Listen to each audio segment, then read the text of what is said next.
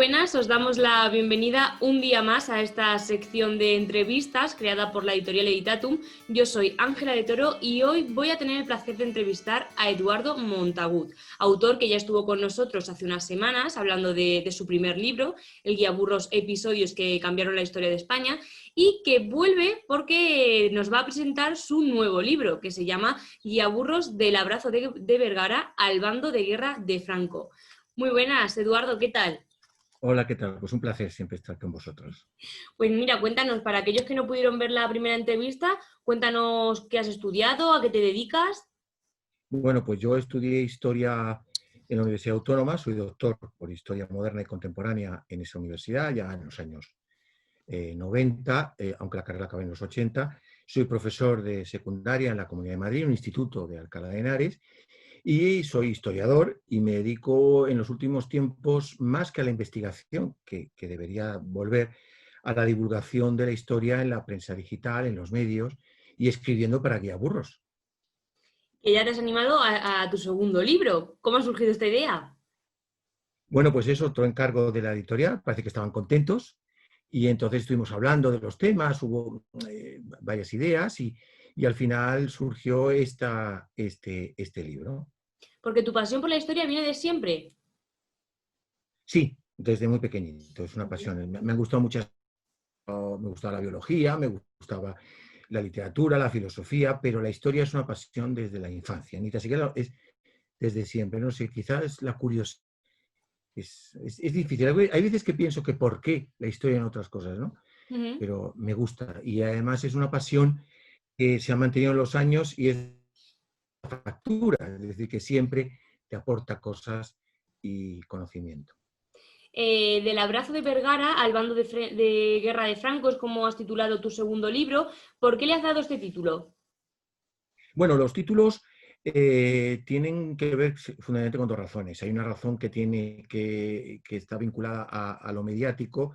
Hay que buscar títulos que impacten para acercar a más lectores, pero por supuesto basado en una realidad. Es el estudio de la historia política, económica y social de España desde el abrazo de Vergara, iniciando la década de los 40 del siglo XIX, hasta la guerra civil. Es decir, es una historia contemporánea de España en esos años, aproximadamente casi un siglo realmente, porque si estamos hablando de 1839, 40 a 1936, pues estamos hablando de un siglo de la historia de España. Y el lector, cuando adquiera esta guía, ¿qué va a poder encontrar en ella? Bueno, va a encontrar un manual, un poco una estructura más clásica que la del otro libro. El otro libro estaba basado en un texto y luego la explicación de un hecho. Es una estructura, un esquema más clásico. Va a encontrar un estudio de lo que es el asentamiento definitivo del Estado liberal, fundamentalmente de una visión moderada, y cómo ese Estado liberal evoluciona a una alternativa democrática, después otra vuelta a un liberalismo moderado, aunque distinto, los intentos de democratizar este sistema en el reinado de Alfonso XIII y su fracaso, la solución autoritaria casi como un paréntesis de Primo de Rivera, y luego la aventura democrática de la Segunda República y el fracaso de la misma, por una serie de razones que llevan a la guerra civil, a la gran tragedia de la historia de España, por supuesto. En este libro, al igual que en el otro, hablas de muchos episodios, como hemos dicho, que son claves para la historia de nuestro país. Si yo te digo que eligieras uno, ¿con cuál te quedarías? Pues siempre es la pregunta complicada de responder. Yo personalmente, perdón, creo que me quedaría con la proclamación de la República porque es un intento pacífico de transición política que lleva a la democracia. Pero también es verdad que me quedaría con otro segundo para compensar un aspecto, una primavera parecía con muchas esperanzas, que es el propio golpe de Estado del 17 y 18 de julio, que fracasa. En realidad el golpe de Estado fracasa porque según los que hicieron el golpe tenía que haber triunfado, que es la apertura monumental y a la apertura después de una dictadura que de muchísimos años y que algunos todavía de niños hemos llegado a vivir. Y antes de meternos a fondo en el libro y que nos cuentes un poquito, que nos expliques algunos hechos de los que hablas, te quería decir, has dicho que eres docente. ¿Recomendarías a tus alumnos este libro de cara a selectividad o de cara a prepararse los exámenes en los que puedan entrar esta materia? Yo en realidad nunca recomiendo los libros a los alumnos porque me parece un poco feo, ¿no? Sobre todo porque además son de secundaria. Pero eso no quiere decir que no lo sepan. Yo tengo una presencia en las redes y tengo alguna anécdota, como una alumna este año en un bachillerato pues me pidió si pudo vender un libro para su madre que había estudiado el graduado. Por supuesto se lo regalé porque para mí eso es un orgullo enorme que una madre haya estudiado con los materiales o los tutoriales que yo pueda tener en la red. El libro sí vale para este tipo para estos alumnos de segundo bachillerato porque cubre una parte importante, no toda, pero una parte importante del temario. Ya sabemos que el temario de segundo bachillerato, historia es interminable y es muy difícil terminarlo, pero sí ayuda, porque en realidad estos dos libros, y sobre todo este, están basados en última instancia en las elaboraciones de apuntes, y por supuesto cambiados, que yo he podido ir elaborando para los alumnos, ¿no? Que es un gran trabajo. Tienes que a adolescentes y a jóvenes y te puede la labor de la divulgación, que es bastante complicada. Porque creemos que con poner 4 cositas, no, hay que darnos cuenta que no estamos hablando en general para un público muy específico, que en realidad es minoritario, el público que estudia historia en la facultad o que se dedica a la historia, sino a la mayor parte de la población, si queremos que se conozca la historia y queremos un poquito que se inicien debates y alejarnos de esos usos interesados que tenemos últimamente en la historia en España, en Cataluña, pero en la propia España, sobre Españas imperiales o Cataluñas siempre quejándose sobre la situación en España, que son en realidad manipulaciones de lo que es la propia historia. Comienzas en el libro hablando del abrazo de Vergara, como hemos dicho. ¿En qué consistió? Cuéntanos un poquito. Bueno, el abrazo de Vergara es una solución que luego no fue exactamente tan positiva como se planteó, por lo menos desde el punto de vista carlista, no se cumplieron muchas de las cosas. Es un convenio, es un arreglo para terminar una guerra civil. Una de las guerras civiles más duras de las muchas guerras civiles que hemos tenido en España, desde la guerra de independencia, que tiene una parte de guerra civil, hasta nuestra guerra civil del siglo XX, la primera guerra carlista es una guerra tremenda. Y como guerra civil, muy sanguinaria en la retaguardia, aparte de los hechos de guerra.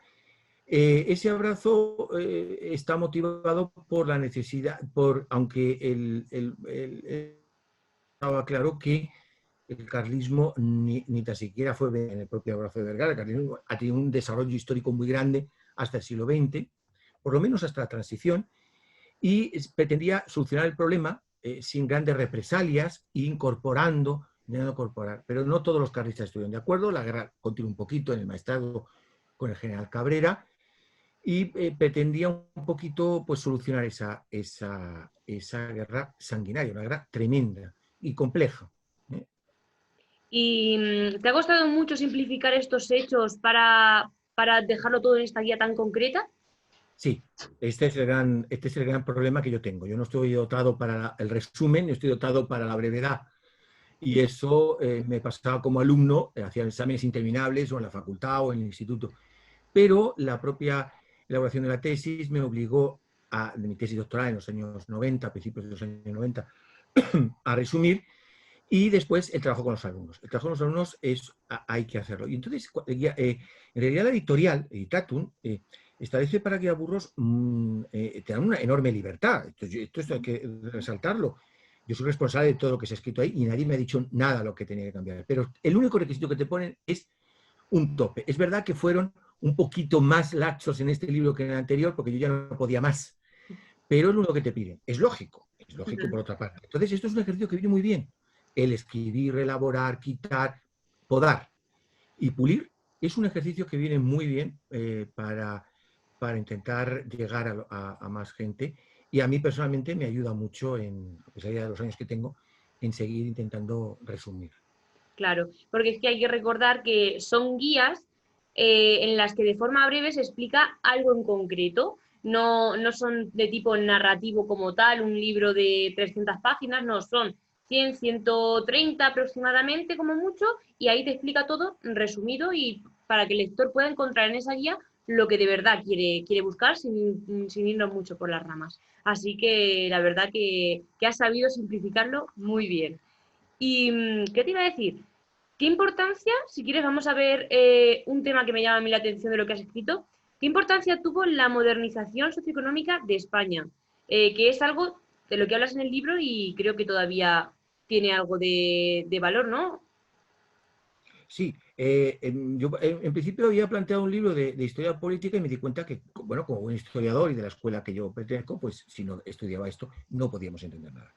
Entonces tiene una parte importante, que es una modernización a medias, compleja, parcial, que es todo el proceso de la complicada revolución industrial española, que en realidad muchas veces es una revolución industrial catalana y vasca después, y eso hay que estudiarlo.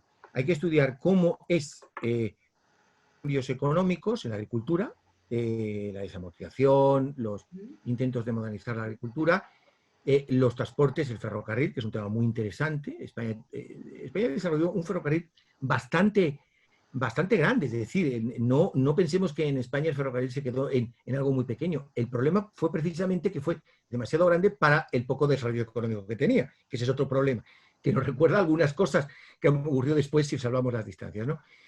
Como Cataluña hace un despegue monumental y se incorpora un poco a otras revoluciones industriales, pues podríamos hablar de la del norte de Italia, etcétera, pero eso provocó unas tensiones. Y lo que provocó unas tensiones es que hay una España agrícola muy atrasada, una España agrícola dividida entre un centro-sur muy subdesarrollado, con muchos jornaleros que estaban pasando verdaderamente hambre y una situación muy lamentable, con pequeños propietarios del centro-norte, una agricultura muy desarrollada en Valencia, esa industria siderúrgica del norte, la industria textil y el desarrollo burgués y económico de Cataluña, todo eso tiene mucho que ver con los problemas, precisamente de la adaptación del Estado liberal a un Estado democrático, porque lógicamente tenemos que tener en cuenta que cuando llegamos al siglo XX hay cosas, Madrid, Barcelona o Valencia eran ciudades muy avanzadas que podían más o menos casi compararse con otras ciudades europeas, con trabajo, con mujer que se había incorporado al mundo laboral, etcétera, con una Extremadura o una Andalucía, un campo andaluz y un campo extremeño que estaban viviendo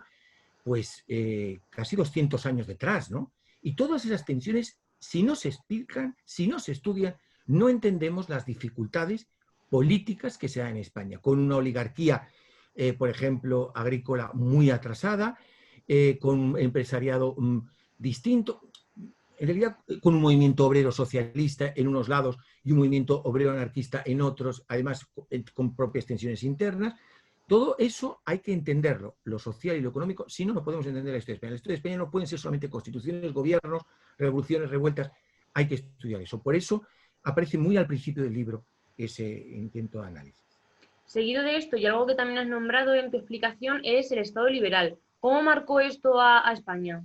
Bien, España se incorpora, como el resto de los países occidentales, a una revolución liberal. Cada país tiene su propio procedimiento, su propio proceso. No podemos aplicar el modelo francés, que es el que conocemos más, los que hemos estudiado.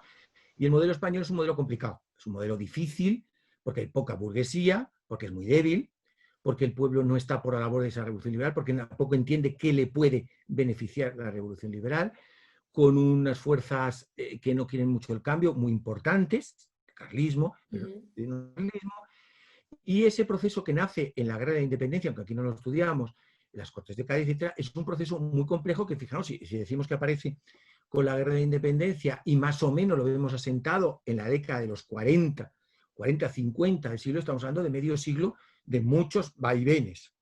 Y eso hace que el Estado liberal tenga sus carencias, que además sea un Estado liberal muy conservador, muy moderado, en el que gobierna la familia, el partido más moderado del liberalismo, que es el que asienta el régimen isabelino. Que permite un desarrollo de muchos aspectos, pero también muchas carencias que ya no digo democráticas, evidentemente, sino carencias del propio liberalismo si lo comparamos con otros lugares, ¿no? Pero con el liberalismo británico, quizá. Aunque siempre es muy difícil las comparaciones, hay que entender siempre las realidades de cada país. También nos cuentas un poquito del sexenio democrático, algo que fue muy importante. ¿Qué resaltarías de este apartado? Yo el sexenio democrático tengo una particular estima, me interesa mucho esos 6 años porque son años de experimentos, primero para modernizar el sistema político desde una perspectiva más democrática. Pero claro, el problema es que esa perspectiva democrática no está consensuada. Es una experiencia democrática que tiene, yo me atrevería a decir, varios componentes. Hay un liberalismo progresista y democrático que ha vivido, sobre todo el progresista, muy, muy arrinconado con Isabel II, que pretende pues, abrir un poco el abanico. Está el Partido Demócrata, están los demócratas, que creo que es mucho más. Y luego están los republicanos. Los republicanos tienen además un cambio de régimen y además una dimensión social y una dimensión de estructura del Estado distinta. Esto no quiere decir que todos los republicanos piensen lo mismo. Hay republicanos más centralistas, más moderados, más conservadores, como Castellar, otros como Pi Margall, que tienen una estructura federal. Y luego no olvidemos que hay un movimiento ya social muy importante, por ejemplo, del cantonalismo, que tiene una dimensión también social, que pretende construir un Estado federal desde abajo, no desde arriba, desde las Cortes, desde un proyecto federal como el de 1873. Y luego no olvidemos que ese sexenio democrático se desarrolla en España mientras se está dando la Primera Internacional, con un avance del movimiento obrero en todo el mundo, incluida España, y además un movimiento obrero que tampoco está unido, que hay una mayoría anarquista, una mayoría de signo anarquista que en España siempre fue predominante, pero también de una visión marxista, que es la que terminará fundando el Partido Socialista y la UGT, que tienen otra visión del movimiento obrero distinta, porque evidentemente las diferencias entre el marxismo y el anarquismo son evidentes. Todo eso lleva a, fíjense, a una revolución, a una monarquía democrática buscando un rey extranjero, un rey de la calle de Saboya, Madrid I, y una primera república. Y ese experimento fracasa con el establecimiento otra vez de un Estado liberal moderado, aunque distinto al de Isabel II, porque Cánovas del Castillo tiene una visión mucho más amplia, en la que al menos las dos familias liberales puedan, que son la moderada y la progresista, convertidas en conservadores y liberales, Cánovas y Sagasta, en un turno pacífico que permite, eso sí, evidentemente una estabilización del sistema político, pero un divorcio entre una España real y una España oficial, porque todo esto está basado en un fraude y en un fraude político y en un sistema liberal que en algunos aspectos de los derechos es bastante más avanzado que, por supuesto, el isabelino, pero que tiene muchas carencias y que es el que llega al siglo XX con la monarquía de Alfonso XIII, y es cuando se intenta ver cómo las masas se pueden incorporar o no al sistema y si ese sistema se puede democratizar. Y ahí está el kit de la cuestión del fracaso de la democracia. Cuando hablamos mucho de la República, y es importante, hablamos mucho, tenemos que estudiar el reinado de Alfonso XIII, que lo recomiendo mucho a los lectores, porque ahí está el kit de muchos de los problemas. La guerra civil no surge por 4 o 5 episodios que se dan en la República, no. Tiene una larga trayectoria desde el desastre del 98, en el que hay causas profundas que llevan a ese que se van acumulando. Que se van acumulando y se van enquistando. Siguen pasando los años, siguen sucediendo hechos importantes como la restauración, la dictadura de Primo de Rivera, y llegamos a la dicta blanda y la crisis del 1930. ¿Cómo marcó esto la historia de España? Y si hay algún hecho hasta llegar a esto que te he dicho que quieras resaltar. Bueno, pues lo que estaba diciendo, lo que hay que resaltar es que es como ese sistema, es un sistema que no, ese sistema de restauración con Alfonso XIII no avanza. El sistema, los partidos políticos entran en una gran crisis, el sistema tampoco está, hay personajes que intentan cambiarlo, el regeneracionismo, hay político, Maura quiere hacer una reforma desde arriba, una reforma moderada, los liberales quieren otro tipo de reformas, por ejemplo Canalejas, que es un personaje muy interesante y que debemos recuperar en su estudio, un movimiento obrero que no está, sobre todo anarquista, dispuesto a pactar nada porque considera que el sistema hay que destruirlo, un movimiento obrero socialista que bascula entre el cambio profundo y la negociación, unos republicanos muy divididos. Todo eso lleva llega la Gran Guerra, la Primera Guerra Mundial, que incide en España muchísimo. La Primera Guerra Mundial es fundamental en la historia de España, a pesar de que España no pegó un tiro. La Guerra de Marruecos, que es una sangría de recursos y una sangría de personas, a las que muy importante. El sistema fracasa y hay una solución autoritaria. Una solución autoritaria que se relaciona además con un momento de desarrollo económico en los años 20 que intenta solucionar las cuestiones. Pero eso no funciona y llegamos a la dictadura blanda de 1930. Es muy interesante la dictadura de Primo de Rivera. Y ese momento en el que hay sectores, como el propio rey, que quieren volver al pasado. Pero no se puede. Porque evidentemente el rey no había cumplido la Constitución. hay que entender que Alfonso XIII era un monarca que, según el sistema constitucional, tenía tenía muchísimo más poder que sus bisnietos, porque así lo decía la Constitución. Pero el problema es que, al no parar el golpe de Estado, aunque no está claro que él él estuviera vinculado a ese golpe de Estado, porque eso no hay pruebas, pero sí al aceptarlo, evidentemente ahí no cumplió sus obligaciones y provocó que además muchos de los sectores que podían ser más monárquicos se despegaran de él. Llegar a 1930-1931 es llegar a un momento clave en la historia de España, con crisis económica del 29, en el que las fuerzas progresistas, muy divididas y muy distintas entre sí, llegan a un acuerdo, yo diría muchas veces más circunstancial, para construir algo nuevo. Y ahí lo dejo. A pesar de que he hecho un resumen de lo de Alfonso XIII tremendo, vuelvo a insistir, estudien ese periodo que va de 1898, aunque el rey es el rey, aunque el rey desde el principio, pero de que él asume en 1902, hasta 1923, porque es muy interesante. De todas formas, en el guiaburros del abrazo de Vergara al bando de guerra de Franco, el lector va a poder encontrar mucha más información y más desarrollado y para nutrirse más, ¿no? Sí, yo recomiendo mucho esa cuestión. Y la propia historia de Primo de Rivera, que es muy interesante. Terminas ya el libro hablando de la Segunda República, ¿no? Sí, claro, la Segunda República. ¿Algo quieras destacar de este episodio?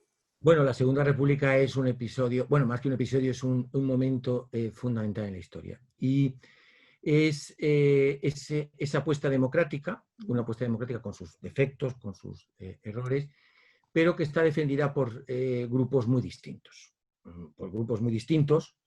Que tienen ideas diferentes de lo que hay que construir. Están los socialistas, que adquieren un enorme protagonismo en la Segunda República, precisamente son el primer grupo político al principio, seguirán siendo el primer grupo político de la izquierda cuando gane el centro-derecha, pero están los anarquistas, que evidentemente no participan en la política, son muy fuertes, están los republicanos muy divididos, y evidentemente hay una serie de problemas que tienen que ver con esa modernización económica, con la crisis económica, con la crisis de la democracia en Europa. Esto se olvida. Es el momento de todo el auge de la Unión Soviética, que es un modelo para determinada parte del movimiento obrero. Está la solución fascista ante la crisis económica, que es la solución italiana y la solución alemana. Y está los problemas que tiene la democracia, que se tambalea en todos los sitios y que se sostiene a duras penas en la propia Francia o en Inglaterra o en el Reino Unido. Tenemos que tener en cuenta también las derechas, las diferencias entre las derechas. Tenemos que entender si las derechas estaban dispuestas o no, y qué derechas están dispuestas a jugar al juego democrático y las que no lo están. No olvidemos las diferencias económicas, las urgencias del movimiento obrero anarquista, la Iglesia, la religión. Yo estos días hablaba con un compañero de la facultad, profesor de la Universidad de Canadá, y él me decía, aunque tengamos una diferencia postura ante la historia, él me decía, Eduardo, es que la historia de España no se puede entender sin la historia de la Iglesia y sin la cuestión de la Iglesia. La cuestión de la reforma agraria, complicadísima para unos, tímida y muy lenta y muy garantista, y para otros casi la llegada del comunismo en España. El problema de la educación, la mujer, el voto de la mujer, la participación de la mujer, el debate de las derechas e izquierdas sobre la participación de la mujer. Hay una serie de tensiones que llevan, evidentemente, y cada uno tiene su perspectiva. Yo tengo mi perspectiva sobre por qué fracasa la República, con causas profundas y que hay que llegar al pasado, y con cosas que se precipitan en ese momento. La coyuntura internacional es muy importante, que se olvida. Y lo que tenemos que hacer, y esto sí es un consejo, cuando analizamos el problema de la Segunda República o la cuestión de la Segunda República, hay que procurar serenarse. Porque en España tenemos la tendencia a calentarnos y a los trazos gordos, ¿no? Y conviene serenarse, aunque cada uno tengamos nuestra perspectiva. Esto es siempre muy importante, y lo digo en los dos libros. Esto de la objetividad de la historia no existe. Todos tenemos nuestras ideas y nuestras cuestiones. Lo que no tenemos que hacer es tergiversar, ni arrimar la escoba a nuestra sardina, ni intentar justificar nada. Claro. La Segunda República es una apuesta democrática con muchos defectos, con muchos problemas internos de la propia apuesta democrática. Habría que entender si hay sectores que eso lo ven como un ataque a sus ideas y si están dispuestos o no a esa democracia. y hay que entender las cosas con importancia. Así como decía antes que el reinado de Alfonso XIII es muy importante, esto hay que hacerlo con serenidad. Y no utilizar tampoco la historia, que es lo que estamos viviendo ahora, mucho en esto de la Segunda República, la Guerra Civil y el franquismo, para justificar nada. Para justificar nada. Y es importante, la historia es polémica. Y bienvenida a la polémica, pero la polémica de la historia, con serenidad, sin esos calentamientos que tenemos en este país y que estamos viviendo en los últimos tiempos. Y además, ahora en la propia pandemia, mucho más. Como docente te quería preguntar, vas viendo que llegan generaciones nuevas cada año. ¿Notas un desinterés por esta materia? ¿Notas que se ha perdido el interés que antes se tenía, yo creo que más? Pues el problema, vamos a ver, la historia se ha convertido para los alumnos en una asignatura, no ven la utilidad de la asignatura. Les puede costar mucho la lengua, pueden estar con mucha tensión con los análisis morfológicos y sintácticos, pero entienden una cierta utilidad como les pasa con las matemáticas, no lo ven en la historia. Y el problema actualmente de lo que existe es que la historia es una asignatura que tiene un problema, que es mucha información, pero una información ordenada. La historia tiene causas y efectos, consecuencias, una consecuencia es causa de otra cosa, y hay mucha interrelación de los factores. Cuando estudiamos la revolución industrial, hay que estudiar muchas revoluciones, muchas cosas, y hay que tener la cabeza muy organizada. Y esto exige un esfuerzo de lectura, de madurez, muy complicado. La historia es muy complicada enseñarla. Es muy complicada y los resultados académicos de la historia en el segundo bachillerato suelen ser de los peores. Cuando en mi generación yo estaba muy asustado con las matemáticas, la física y química. Bien, pues porque cuesta, porque hay mucha información, porque ahora lo que peta, lo que es en la vida es la información rápida en las redes y no un análisis más reposado de las cosas. Hasta los alumnos que pueden entender que, bueno, pues hay que saber quién es Azaña, Isabel II o Felipe II y las estructuras, es importante. Luego no olvidemos otra cosa, que en la historia hay una serie de componentes abstractos muy grandes, que es una constitución, que es una desamortización, que es un estatuto de autonomía, que es una clase social, que es un sindicato, que es un partido político. Y además eso cambia en la historia. No es lo mismo el partido político de Sagasta, liberal, que la Lliga Regionalista de Cambó unos pocos años después, que el Partido Socialista, o que hoy el Partido Popular, porque los partidos ahora no son... Todo eso exige una enorme cantidad de información que hay que organizarla, no es echarla. Por eso a los alumnos les cuesta mucho cuando muchos alumnos contestan todo, pero sin orden. La asignatura de historia es difícil. Claro, a mí me ha costado mucho entender esto, porque para mí, como era una pasión, cuando decía el profesor, a mí aquello, pero bueno, porque yo sentía esa predisposición, que no sé por qué, claro. Les cuesta mucho. ¿Hay desinterés? Bueno, a mí me preocupa, por ejemplo, que las generaciones jóvenes, ya no solo con la historia, cuando les hablas de Concha Piquer, vamos a hablar también de esa historia que es muy importante. Cuando les hablas de Humphrey Bogart, cuando les hablas del cine negro, del cine en blanco y negro, esto es como la prehistoria. Yo digo, bueno, pues que yo no soy de la época de Concha Piquer. Porque Concha Piquer murió cuando yo ya era un joven, pero yo no estaba cuando Concha Piquer cantaba antes o después de la guerra, pero yo sí conozco quién era Concha Piquer o conozco quién era Humphrey Bogart. Y entonces sí que hay un desinterés hacia cosas que son muy del pasado, como si yo les hablo a los alumnos amigos de 17 y 18 años quién era Carlos Gardel, pues me pueden decir qué horror, ¿no? Mientras que yo a los 18 años sí sabía quién era Carlos Gardel. Es un tema que me preocupa mucho, ¿eh? Y fíjate, ya no estoy hablando de Felipe II, estoy hablando de cosas de la vida cotidiana, del cine. Preguntemos a un alumno quién era Charlton Heston, o John Wayne, o Montgomery Clift. Y hablando del cine, enlazándolo, ¿hay alguna película que destacarías sobre alguno de los hechos que hablas en el libro que digas, tenéis que verla? Pues hay muchas películas. Muchas de las películas que se hacen en la transición son muy buenas, las series. La propia Fortunata y Jacinta, en realidad, es una serie maravillosa, recordemos a Ana Belén, en el que explica mucho Isabel II, el sexenio, la restauración. Yo, por ejemplo, recomiendo, y aquí se van a escandalizar algunos, yo recomiendo mucho que vean la película basada en un guión de Franco, que es Raza. La película Raza explica muy bien la mentalidad de Franco, una mentalidad muy cainita, muy de la idea.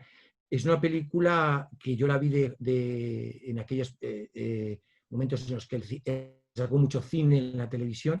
A mí me impresionó, ¿no? Porque explica mucho esa visión de la guerra civil desde la visión de Franco. Y uno entiende mucho quién es Franco, viendo esa película.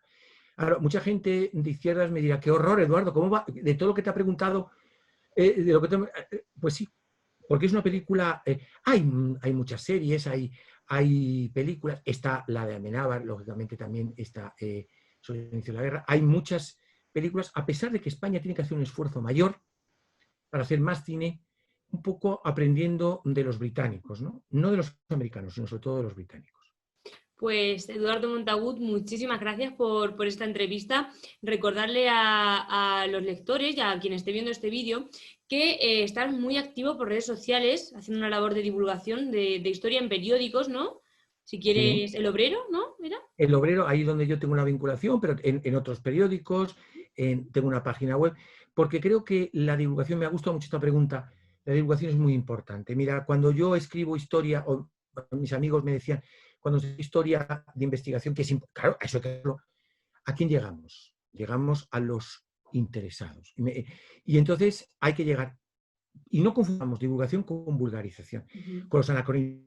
Un ejemplo muy claro, cuando se dice, los madrileños del Paleolítico ya visitaban el Manzanares. Efectivamente, en el Manzanares hay unas terrazas, hay unos yacimientos, me parece que son del Paleolítico, muy importante, pero señores, en el Paleolítico no había madrileños, como no había españoles en la época romana, ni don Pelayo es el creador de España. Esas cosas que se nos inventan. Don Pelayo era un noble visigodo, que yo imagino que bastante brutote, que se negó a que los musulmanes, que eran 4 o 5 los que llegaron allí, y que les interesaba bastante poco aquello, a pesar de lo maravilloso que es Asturias, lógicamente. Y entonces hay que tener mucho cuidado con esas cosas. Con esas cosas hay que tener mucho cuidado. O con esas cosas de cuando nosotros conquistamos América. No, mire, no. Lo conquistaron América los españoles o los castellanos o los extremeños de aquella época, no nosotros. Hay que tener cuidado con esas cosas y ni utilizar la historia, como por ejemplo utiliza mucho el nacionalismo catalán, para explicar lo mala que es España siempre, igual que hablamos de la crítica de esa España imperial que se nos ha contado. A mí la España imperial me interesa bastante poco, me interesa más quizá el campesino del siglo XVI que pagaba impuestos y lo pasaba muy mal y le daba bastante igual que los monarcas estuvieran luchando en los Países Bajos. Por ejemplo, los Países Bajos nunca fueron españoles, fueron de los Austrias, pero los Austrias eran reyes de varios territorios, pero no eran españoles, eran de los Austrias porque eran de su familia. Ese tipo de cosas, por ejemplo, que te decía, es muy difícil, aunque no haya un interés político en eso, es muy difícil entenderlo. O, por ejemplo, entender que las propiedades eran de la Iglesia, no del cura, sino de la Iglesia o de la nobleza. Hay muchos conceptos, muchas cosas que hay que explicar, que hay que ayudar a explicar, a generar debate con serenidad. Y es importante, por ejemplo, ahora que estamos viendo las estatuas, claro, nos llama mucha atención que se destruyan estatuas y todos la violencia, eso tenemos, pero también tenemos que ver qué estatuas queremos en nuestras plazas, si las de personas que hacen por cosas o los que conquistan.